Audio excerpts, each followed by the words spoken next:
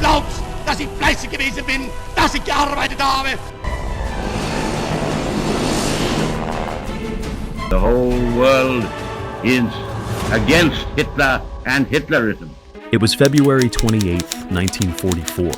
A bitter wind howled across the Bavarian Alps as Hanna Reitsch, Germany's most famous test pilot, hoped against hope to gain an audience with Hitler's mountain retreat at Berchtesgaden. Inside the dimly lit study of the Berghof, Reitsch stood before the Führer, the eyes set ablaze in her wide face, burning with a determined glint.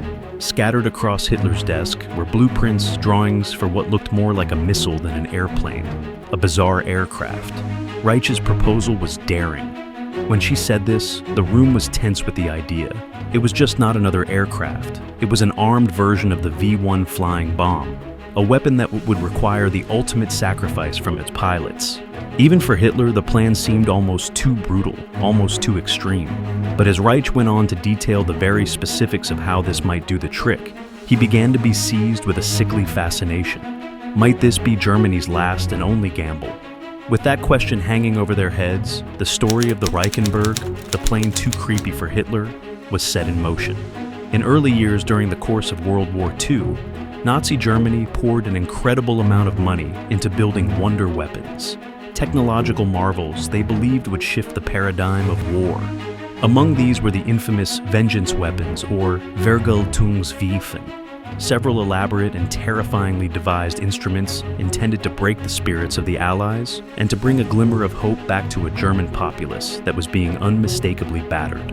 The whole inventory of the destructive arsenal included not only these, but also the V-2 ballistic missile, the gigantic V-3 cannon, and the V-1 flying bomb. The German Luftwaffe developed it in 1942 as an impractically handsome jet-powered missile, designed solely for terror bombing against cities like London. In terms of its guidance system, however, the V-1 was primitive, consisting of a very basic autopilot that keeps the bomb flying at a fixed altitude, on a fixed trajectory. It was quickly discovered that the V-1 was not very accurate. It usually missed its targets by miles, and thus reduced its potency as a strategic weapon. Extreme ideas come about with desperation and an ever-worsening situation. When Germany's fortunes began running low, especially following that crushing defeat at the Battle of Stalingrad in 1943, it was nothing more than desperation, as Nazi leaders were open to even the most extreme ideas as desperation gave rise to new innovations bordering on the unthinkable, with Allied forces pressing closer to Germany's heart. Among such concepts was one suggested by a man notorious for his brashness, Otto Skorzeny, an officer in the Waffen-SS who had already performed several high-risk operations, including the display operation of liberating Benito Mussolini. He suggested the most radical modification of the V-1, transform it into a manned device. To be installed would be a cockpit that would let a pilot steer the missile to a point much more precisely than with the autonomous version. But there was a grim catch. The pilot would be seated right in front of the pulse jet engine, and there was no real chance of bailing out. That was a one-way mission. Despite its ghastly significance, there were some in the Nazi regime who believed in this project. Among them was Hanna Reitsch. She was a famous pilot who also befriended Hitler. Ever since Reitsch had become the first woman to fly a helicopter, a rocket plane, and even a jet fighter, no one could doubt her fearlessness. She was a fierce advocate for this new and radical project. In late February of that year, Reitsch traveled to Hitler's mountain retreat to present the concept. She was actually very persuasive, talking her way into the system by arguing that this manned flying bomb was actually Germany's last hope at getting the upper hand in the war. Thus, she portrayed the mission as an act of ultimate sacrifice, insisting that only such extreme measures could save the fatherland. Even the great Hitler was frightened at the prospect of sending some young pilots on those suicide missions.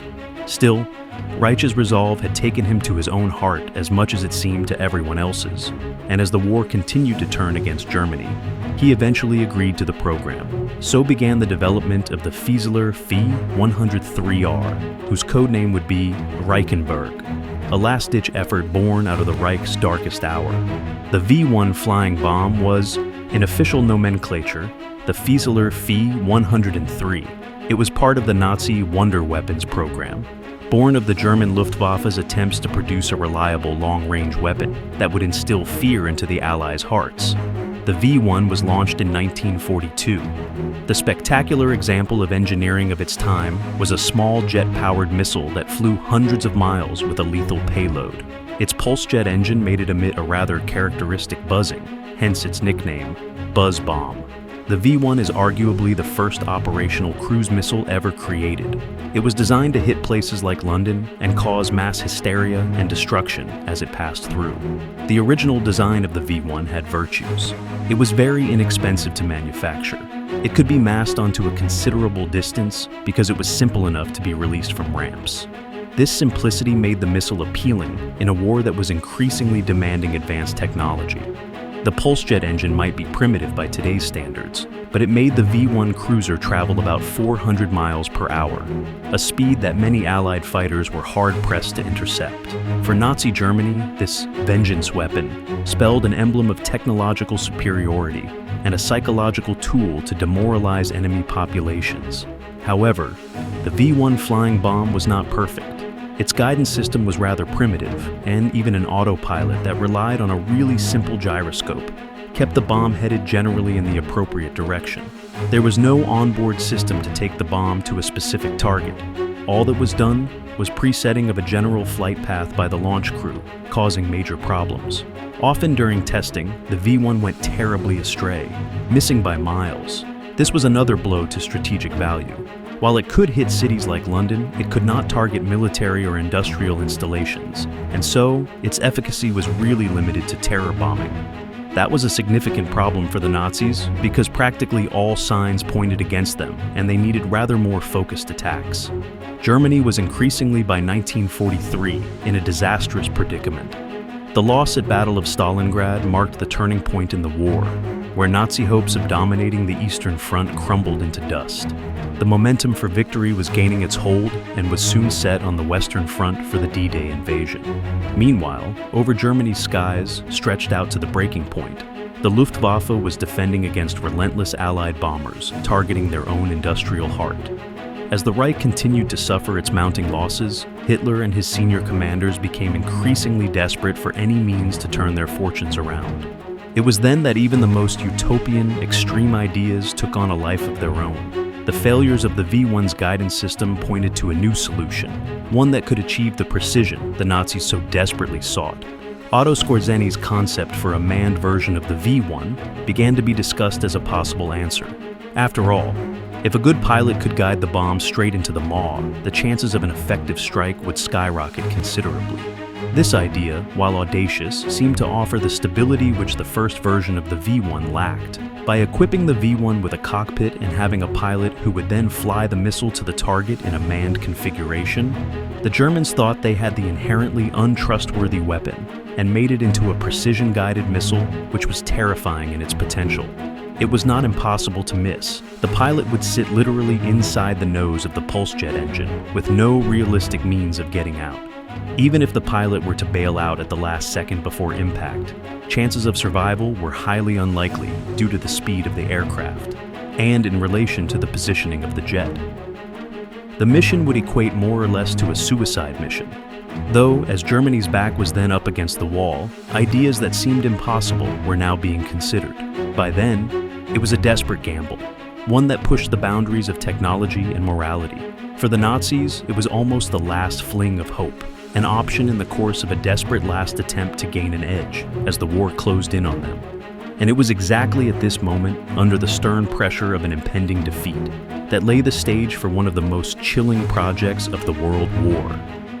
There was Otto Skorzeny, the daring and unorthodox Waffen-SS officer, doing everything in his power to solve the accuracy problems of the V-1. His vision was not only brazen but grim: convert the V-1 into a manned weapon. The plan was to attach a mini cockpit to the missile. Here, an experienced pilot could guide the flying bomb straight toward high-value targets. This would make it much more accurate than the original remote-controlled version. Skorzeny was convinced that this radical modification would make the V-1 transform into a guided missile to deliver pinpoint destruction on critical Allied infrastructure, military installations, and even cities. From the theoretical perspective, this manned variant would enable the Nazis to regain some strategic initiative. A human pilot could respond to changing conditions upon flight, compensate for missile shortcomings, and ensure it actually struck its intended target. This form of controlled guidance was a capacity the standard Vi-1 sorely lacked. However, the new weapon also brought with it devastating reality. In Skorzenny's plan, he wanted the pilot to sit right in front of the pulse jet engine of the missile, with virtually no room to maneuver and no chance of survival. The only theoretical possibility of bailing out before the impact was barely better than an illusion. He would probably die. Essentially, it was a suicidal mission, as the pilot was ready to sacrifice himself as long as the rest of the operation went according to plan. Yet, even in the brutal context of the Nazi war machine, this was a new level of extreme. However, in those grim days of 1944, such a desperate measure found its supporters to set the stage for the Reichenberg Project. The persuasion of Hitler to commit to the Reichenberg Project was a challenge even for the most hard-working Hanna Reitsch. She had the idea presented before the Führer at his mountain retreat in February 1944. He recoiled with revulsion at such a suicidal mission where German pilots were asked to give themselves to death. Hitler was afraid that such operations would psychologically weaken the German people more than they would strengthen them. He was also concerned that the desperation of Germany's situation had not been reached to warrant the extreme measures of such missions. Still, Reitsch was not easily deterred. She argued fervently that this project could be the last chance for Germany to change the course of the war. She framed the mission as one of ultimate bravery, just a few heroic men who give their lives in the hope that they would save their homeland. This was a project of sacrifice and precision, a quality that could have been used to motivate the increasingly battered populace of Nazi Germany. Gradually, Hitler started seeing a prospect in it. With a heavy nod, he approved the project, which then ushered in officially the development of the Führer Fi-103R Reichenberg, codenamed Reichenberg after the capital of the Reichsgau Sudetenland, today the Liberec region in the Czech Republic. The project made an effort to turn the V-1 into a powered vehicle capable of carrying a human pilot. The modification included a cramped space within the fuselage for the cockpit, placed directly in front of the pulse jet intake. It brought the pilot within inches of the roaring jet, blasting him with full-force vibrations, noise, and heat. The cockpit itself was extremely minimalist, with only the barest necessities: an airspeed indicator, an altimeter, a clock, and a turn and bank indicator. No ejection seat existed, no safety escape mechanism. The pilot's seat was little more than a metal bucket, covered by a simple plexiglass canopy. To allow for the low-profile cockpit, one of the V-1's fuel tanks had to be set up outside the main fuselage, which upset the otherwise careful balance and handling of the missile. Small wings were added to this airplane for better stability, but the tail fin is larger for better control at high velocities. These design modifications made Reichenberg be an incredibly dangerous airplane in flight. But, for Hitler, the project was forwarded with the approval to go an inch closer towards a grim reality.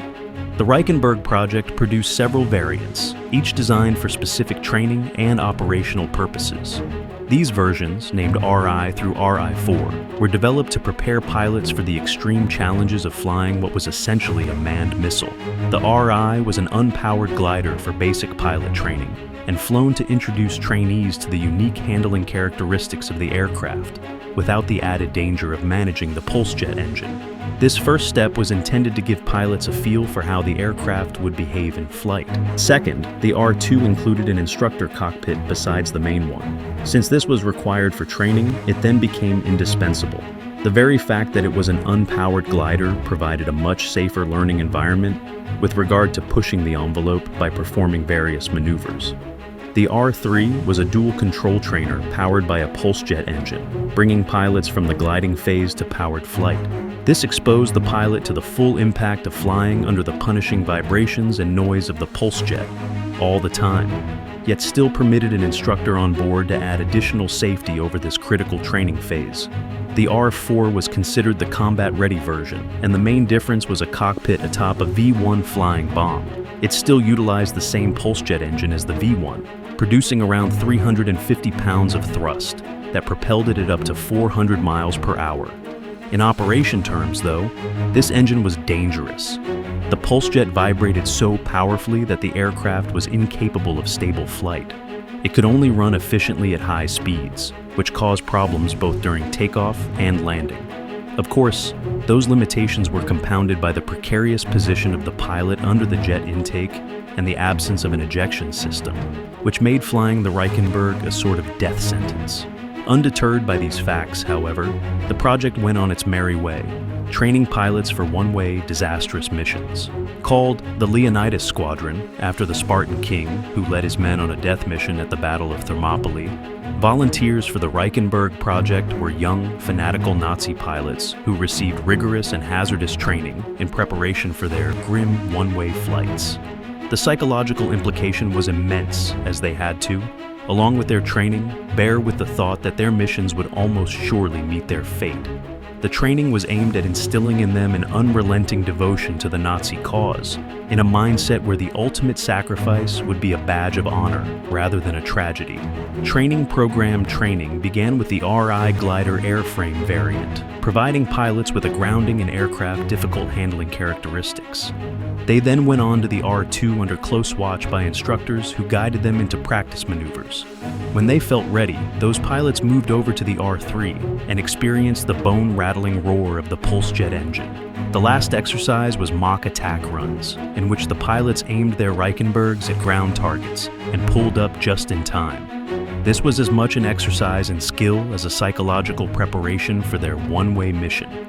Every training flight reminded them they were training for a job from which they might not return.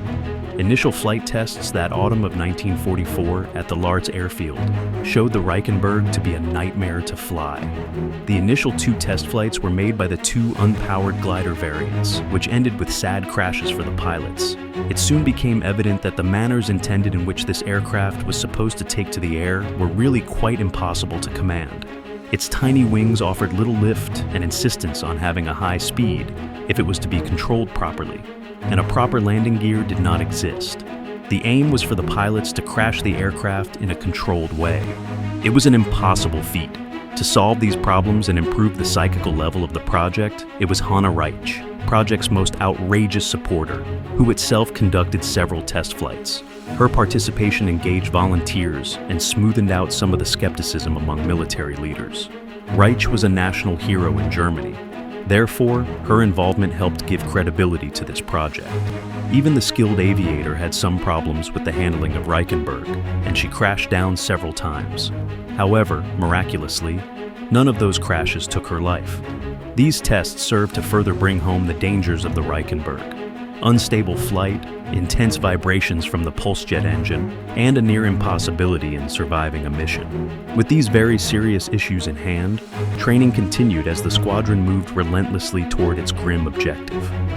Not everybody in the German armed forces agreed to the Reichenberg project. There were hundreds of higher officers who thought it was an exercise apparently useless and squandering resources. With the extension of the war, practical problems did not allow support for the Reichenberg to keep growing. Synthetic fuel plants and fuel lines suffered from severe Allied bombing campaigns, and at this time, Germany badly ran low on fuel. This reduced the options of even sufficient training flights, and it became a near impossible task to prepare for large-scale combat deployments of the Reichenberg. Production lines were not only disrupted, but were also further limited as bombings continued. Only a few hundred Reichenberg aircraft had been produced by the end of 1944, and not nearly enough would be built to have any real influence on the war. The last nail in the coffin for the Reichenberg project occurred in March 1945. Werner Baumbach, Luftwaffe Special Operations Wing Commander, KG-200, met with Adolf Hitler and Albert Speer, who was Minister of Armaments, and Baumbach passionately argued against the project, believing that sending men on one-way missions was an affront to German warrior traditions, whose place it was being squandered to waste the right lives and resources. He pointed out that those desperate steps would hardly make any difference in the swift worsening situation of the war. Hitler, who had never entertained the slightest faith in the Reichenberg venture, was convinced by Baumbach's objections. The Führer even realized by now the pointlessness of Germany's situation. Even the persistence of Reitsch a few days ago couldn't change the minds of Hitler, and he decided to cancel the Reichenberg program. The airplane never did see battle. The incident would signal the end of the manned V-1 bomb. It ended one of the last and most desperate ventures that Nazi Germany was to undertake. The Reichenberg project was a testament to the extremes the regime would explore at its final frantic hours. Its termination was a hallmark of chaos and desperation in the last days of the Third Reich. The Reichenberg is still a symbol of Nazi megalomania, as it depicts some actions carried out by the government at the end of its time.